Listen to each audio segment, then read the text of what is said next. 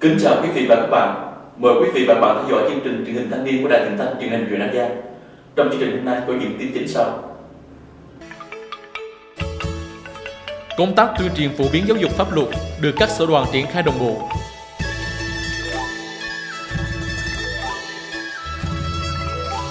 Trường Đại học Bách khoa Đà Nẵng thăm và tặng quà tại xã Đắk Pre và Chà Vành.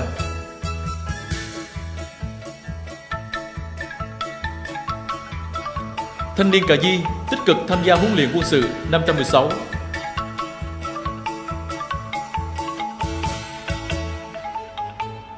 Đoàn thanh niên xã Tà Bư tham gia hưởng ứng Ngày Môi trường Thế giới.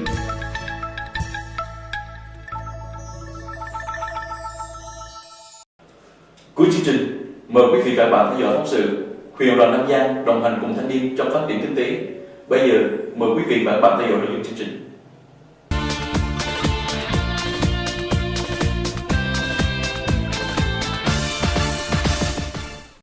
Trong thời gian qua, đoàn thanh niên các xã thị trấn đã phối hợp với các ban ngành tổ chức nhiều buổi tuyên truyền phổ biến giáo dục pháp luật cho đoàn viên thanh niên một cách sâu rộng và được đoàn viên tham gia hưởng ứng tích cực. Tại buổi tuyên truyền, các cơ sở đoàn đã đa dạng hóa các hoạt động tuyên truyền phổ biến giáo dục pháp luật cho thanh niên. Các hoạt động tập trung trang bị kiến thức, ý thức chấp hành pháp luật của thanh niên. Ngoài công tác phổ biến kiến thức, đoàn thanh niên các xã thị trấn còn chú trọng đẩy mạnh tuyên truyền về tác hại của tệ nạn xã hội có nguy cơ xâm nhập trong thanh thiếu niên như tệ nạn ma túy, HIV/AIDS, đồng thời tuyên truyền về luật hôn nhân và gia đình, giao thông đường bộ, đất đai và luật thanh niên.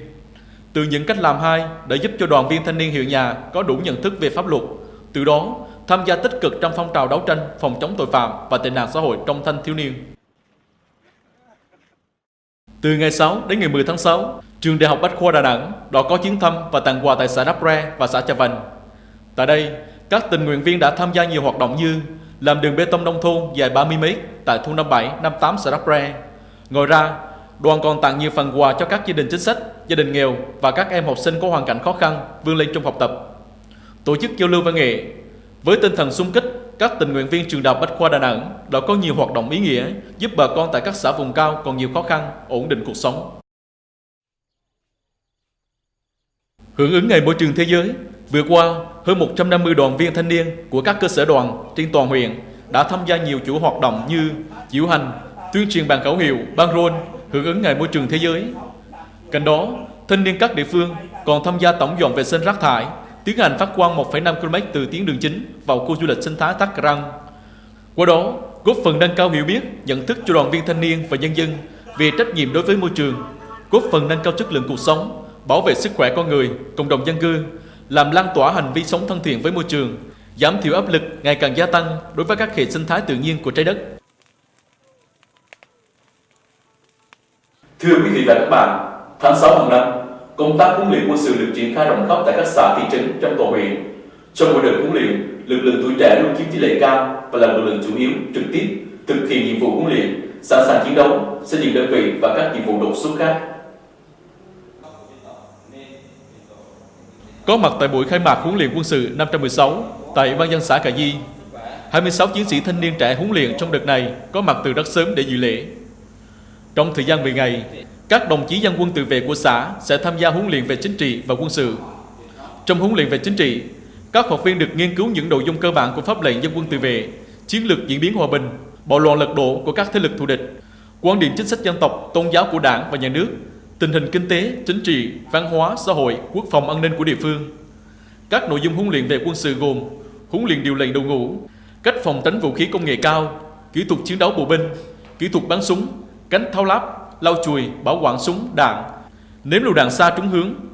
công cụ ngụy trang, chiến thuật dân quân tự vệ và các tư thế động tác cơ bản trong chiến đấu.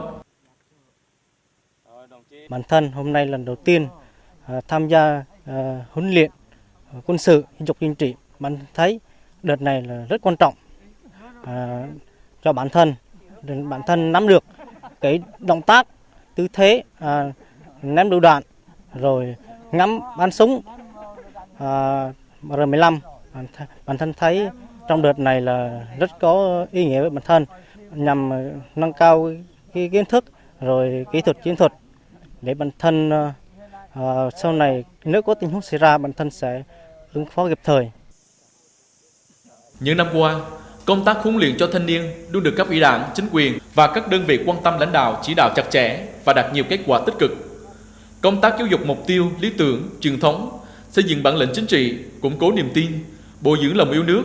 và thái độ trách nhiệm trong thực hiện chức trách nhiệm vụ của đoàn viên, thanh niên luôn được coi trọng. Các phong trào thanh niên thi đua rèn đức, luyện tài, xung kích, sáng tạo, xứng danh bộ đội Cụ Hồ. Thanh niên vươn tới những đỉnh cao về khoa học và công nghệ được duy trì phát triển sâu rộng, góp phần thực hiện thắng lợi nhiệm vụ chính trị của đơn vị. Chất lượng tổ chức đoàn, cán bộ đoàn và đoàn viên, thanh niên tiếp tục được củng cố và nâng cao, hoạt động đúng chức năng, nhiệm vụ, gắn công tác xây dựng đoàn với xây dựng tổ chức đảng trong sạch, vững mạnh, đơn vị vững vàng toàn diện. Trong quá trình triệu tập đến huấn luyện thì cán bộ chiến sĩ lực lượng dân quân là một lực lượng nòng cốt, cũng vừa là lực lượng tuổi trẻ và thanh niên tham gia vào trong cái dân quân. Khi nhận được cái giấy triệu tập và kế hoạch của ban chỉ huy quân sự xã thì các đồng chí cán bộ chiến sĩ trong lực lượng dân quân luôn hăng hái và tham gia nhiệt tình. Trong quá trình luyện tập, các đồng chí luôn luôn đoàn kết, gắn bó và nhiệt tình trong quá trình học tập. Qua mỗi đợt huấn luyện sẽ giúp thanh niên nâng cao nhận thức về chính trị, tư tưởng, phẩm chất đạo đức cách mạng, có bản lĩnh chính trị vững vàng, lập trường tư tưởng kiên định, đồng thời nắm chắc nội dung kỹ thuật, điều lệnh, chiến thuật, thể lực, cứu hộ cứu nạn, vận dụng vào quá trình thực hiện nhiệm vụ tại địa phương, cơ sở, bảo đảm thực hiện thắng lợi nhiệm vụ quân sự quốc phòng hàng năm.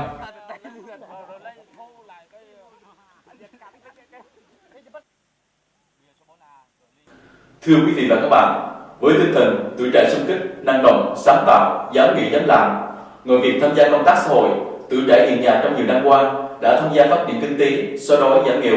Từ đó đã xuất hiện nhiều mô hình tiên tiến như mô hình nuôi heo cỏ, nuôi bò, trồng cây keo, mô hình thanh niên giúp nhau phát triển kinh tế, đã đem lại nguồn thu nhập ổn định cho gia đình. Ghi nhận hiệu quả mô hình này, phần cuối chương trình mời quý vị và bạn theo dõi phóng sự huyện đoàn Nam Giang đồng hành cùng thanh niên trong phát triển kinh tế. Có dịp đến thăm gia đình anh Bùi Nước Thắng ở thôn Bà Căng, xã Cà Di. Đón tiếp chúng tôi trong căn nhà đang xây dở dang. Anh tâm sự, khi mới lập gia đình, chúng tôi vất vả lắm vì hai bên gia đình đều khó khăn. Sau nhiều năm trăn trở, tâm sự với vợ, chỉ có chăn nuôi trồng trọt mới thoát được cái đói, giảm được cái nghèo. Năm 2014, với sự hỗ trợ của Sở đoàn Cà Di, anh đã làm thủ tục vay 30 triệu đồng từ Ngân hàng Chính sách Xã hội huyện. Từ nguồn vốn này, anh đã trồng hơn 10 hectare cây keo, kết hợp với chăn nuôi heo, gà. Kinh tế gia đình anh đã ổn định hơn trước. Năm 2014 đó, em vay ngân hàng chính sách bên thanh niên xã Gà Di đã làm thủ tục và ủng hộ cho em vay để 30 triệu đó, để em trồng vườn keo đó, được 2 năm rồi. Đối với các sở đoàn, ngoài công tác xã hội, tập hợp thanh niên tham gia các chương trình tình nguyện giúp gia đình khó khăn san lấp mặt bằng nền nhà, dọn dẹp vệ sinh nơi công cộng. Nơi đây còn là căn nhà chung cho các đoàn viên trao đổi những khó khăn, cùng nhau giúp đỡ, trao đổi kinh nghiệm trong lao động, sản xuất. Thì trong thời gian vừa qua, đối với đoàn viên thanh niên xã Cà Di là ngoài chương trình vì an sinh xã hội, trong thời gian vừa qua thì cũng đoàn viên thanh niên giúp nhau làm kinh tế, chẳng hạn như giúp làm vườn keo đồ, như chẳng hạn như hộ Bùi Nước Thắng này trồng keo cũng hơn 30.000 keo, gần 10 hectare. Hộ anh Như Râm Túi ở thôn Bà Dồn cũng đã chăn nuôi bò, như hộ Phú Bếp cũng chăn nuôi bò được 30 con bò. Mô hình đó thì số đoàn viên thanh niên đã cũng có kinh tế gia đình, cũng có thu nhập. Những năm qua, huyện đoàn Nam Giang đã có nhiều chương trình, hành động nhằm hỗ trợ đoàn viên thanh niên trên bước đường lập thân, lập nghiệp. Với mục tiêu xác định công tác phát triển kinh tế, giải quyết việc làm cho đoàn viên thanh niên là một trong những nhiệm vụ trọng tâm,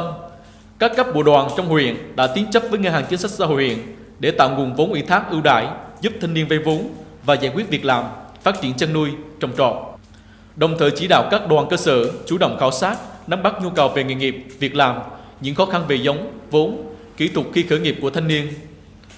Từ nhu cầu thực tiễn, huyện đoàn phối hợp với các ban ngành liên quan tổ chức các buổi tập huấn cho hàng nghìn lượt đoàn viên thanh niên tham dự về các nội dung chuyển giao khoa học kỹ thuật trong chăn nuôi,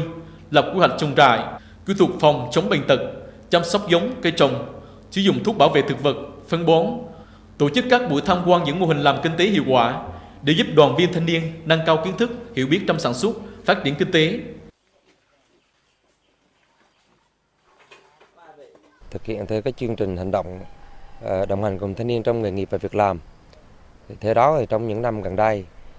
huyện đoàn Nam Giang cũng bám sát theo cái nghị quyết 03 của huyện ủy về ba cây ba con, và huyện đoàn đã cụ thể hóa ra bằng các văn bản cụ thể như là văn bản về cái kế hoạch số 64 ngày 15 tháng 9 năm 2015 về chương trình đoàn thanh niên tham gia giảm nghèo bền vững năm 2015 đến năm 2020. Thì từ đó huyện đoàn cũng đã cùng với các ban ngành đoàn thể trong toàn huyện cũng như là ngân hàng chính sách phối hợp tạo điều kiện cho đoàn viên thanh niên trong toàn huyện vay vốn, giải quyết việc làm, học nghề. Thì trong những năm gần đây thì huyện đoàn cũng đã đưa ra định hướng là hỗ trợ cây giống con vật nuôi cho thanh niên hộ nghèo. Và năm 2016 này, huyện đoàn cũng đã phối hợp với phòng lao động thương binh xã hội huyện tổ chức lớp dạy nghề, đó là nghề nề hoàn thiện cho hai xã Đắc Tâu và Lê Dê, với số lượng học viên là 70 học viên, và được dự kiến là sẽ tổ chức vào trong tháng 7 năm 2016 này. Ngoài ra, huyện đoàn còn giúp thanh niên trong vấn đề tư vấn nghề, cụ thể như là các em lớp 12 tư vấn nghề cho các em trước khi vào các trường đại học cao đẳng, rồi thanh niên hộ nghèo trong vấn đề chọn nghề cũng như cây trồng con vật nuôi, để góp phần vào cái nghị quyết 03 của huyện ủy và góp phần vào cái tuổi trẻ chúng ta xây dựng nông thôn mới của huyện Nam Giang chúng ta. Có thể nói, từ những mô hình trên, cộng với sự hỗ trợ của các cấp, các ngành, đặc biệt là nghị quyết 03 của huyện ủy về chuyển đổi cơ cấu cây trồng con vật nuôi,